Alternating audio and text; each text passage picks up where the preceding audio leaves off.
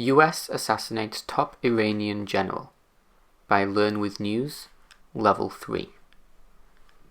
On January 3, 2020, the US government killed Iranian General Qasem Soleimani via a drone strike in Baghdad, Iraq. The airstrike killed the general along with other Iranian-supported military figures at Baghdad airport. General Soleimani was the commander of the Iranian Quds Force, Iran's military abroad. He had a close relationship with the supreme leader of Iran and was often regarded as the second most powerful man in the country. President Donald Trump gave the order to assassinate the general, although his administration did not previously notify Congress of the attack as is often done. Congress was instead told the next day, within the 48-hour period that is required by law.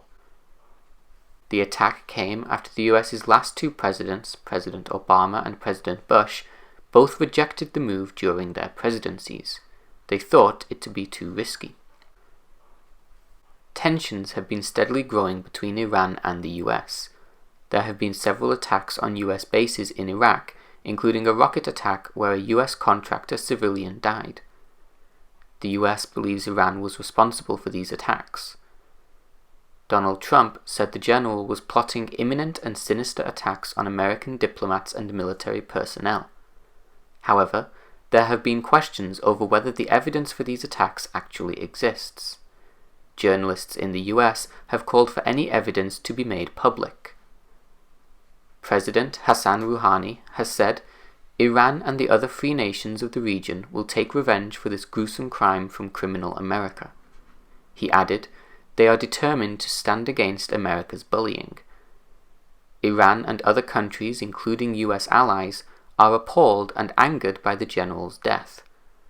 Iraq is in a difficult position as it is allied with both Iran and the US, although Iraq has stated that the attack was a violation of its sovereignty. The remains of General Soleimani have since been returned to Iran.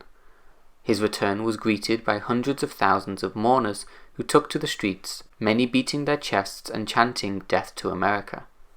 However, in Iraq and Syria there have also been celebrations as a result of the general's death.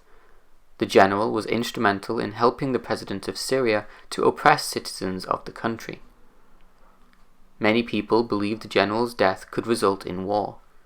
Iraq has now banned all US soldiers from the country, where there are currently about 5,000 military personnel. In response, the US has deployed 3,000 soldiers to the Middle East and advised all Americans to leave Iraq immediately by any means necessary.